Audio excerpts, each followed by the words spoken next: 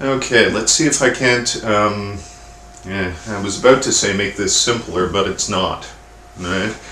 So, what we have here, right, is, well, a diagram I never draw twice the same, right? Spirit is the self, right?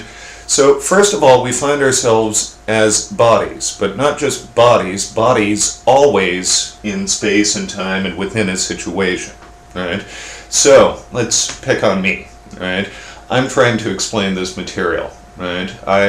I'm a body, I'm a little bit hungry, I've had too much caffeine today and that sort of thing, and I'm in space and time. I've got so much time to get this done.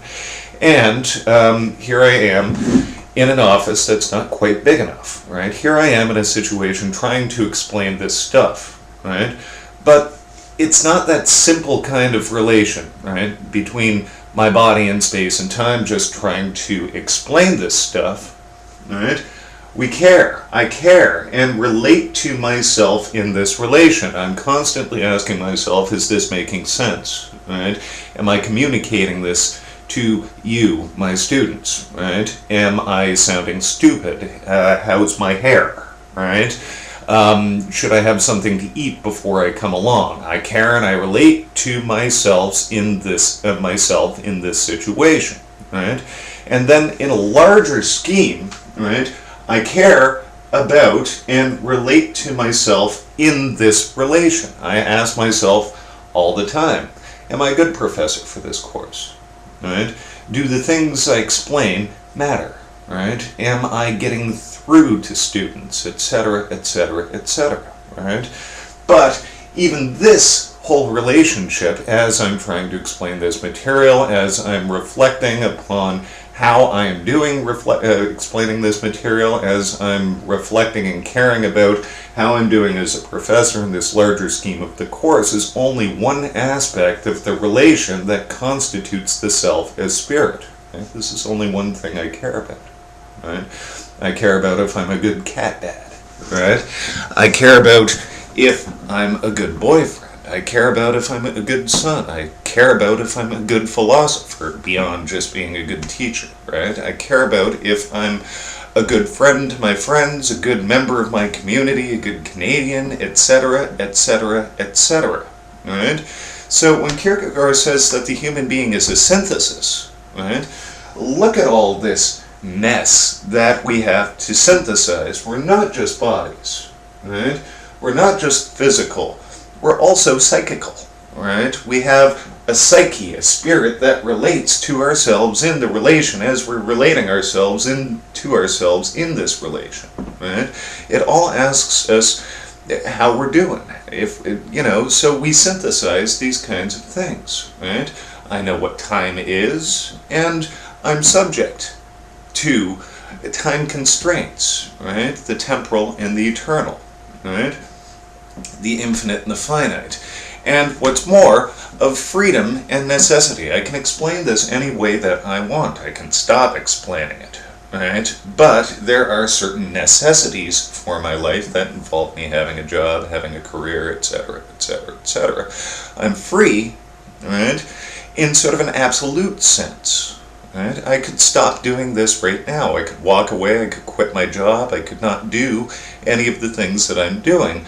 But in order to give myself a meaningful life, in order to sustain my body, feed, clothe, shelter, etc., right?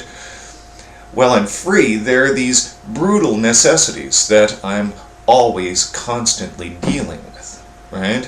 So, right within the relationship that constitutes a human being, right, it would be really easy if we were just bodies acting within space, right? But that's how this chalk eraser or how this book exists. They don't do anything. They don't care, right? But since I am a being for whom my own being is an issue, or since the human being is spirit and spirit is the self, and the self is this complicated kind of relationship that synthesizes all of these divergent and conceptually wildly distinct kind of things, right?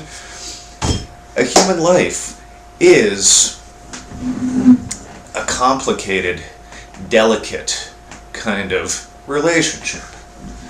Now, what Kierkegaard started off here, right, just in the title of this section, right, despair is the sickness unto death.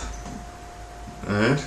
Seeing as how the human being is this relationship, right, between itself and a situation that relates to itself in the relationship. I care about myself and how I'm doing in a situation. Then I care about how I'm doing as I'm relating to myself in the relation.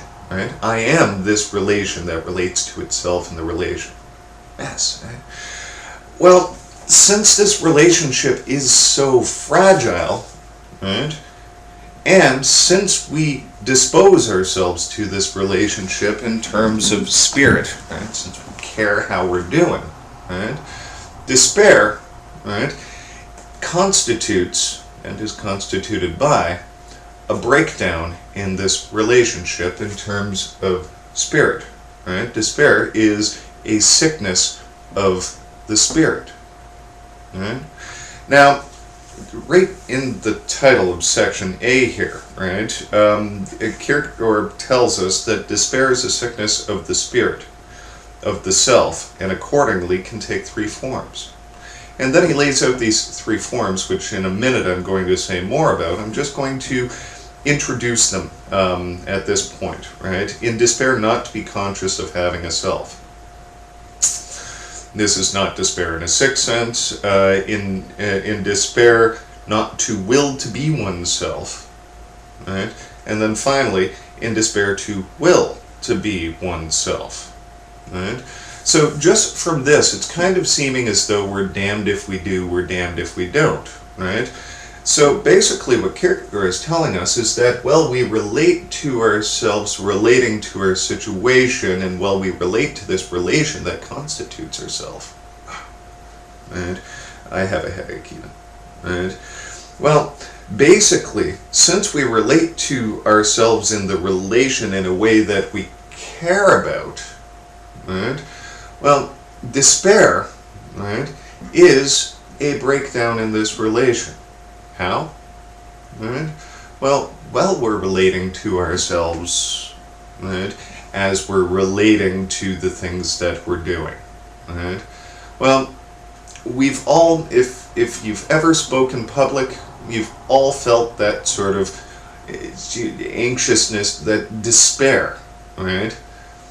As you're opening your mouth, as you're giving your speech in public, right? It's unavoidable to ask yourself, well, how am I doing? Right? And who among us in a public speaking situation has not said, oh, geez, you sound stupid, say something to fix that, right? Geez, your hair's a mess, right? Fix your hair, right? You don't look good, right? You're acting stupid, you're a bad public speaker, not just this time in this situation, but as I relate to myself relating to this situation, I know I screwed up that time and that time and that time, right? So, I relate to myself in this situation as one that's doing a bad job, and I relate to myself in this relation as somebody who's a bad public speaker, right? Right? And what's the conclusion? Oh man, I suck at this. I suck at this. This is horrible.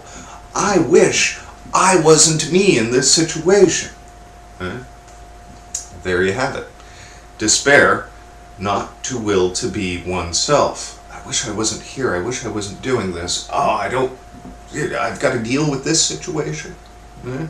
I'm bad at dealing with this kind of situation because as I relate to myself in the relation, I know, right, that temporally, eternally, in the past, right, what I've done is related poorly to myself in this sort of relation before. Right? So despair not to will to be oneself, right, is a disposition to ourselves as we relate to ourselves in the relation, right, that says to be us sucks. Right? I don't want to be me. Right? When we look ourselves in the mirror in the morning and say, okay, what do I have to do today? Oh, I've got to do this, I've got to do this, I've got to do this. I don't want to do this. I don't want to be me.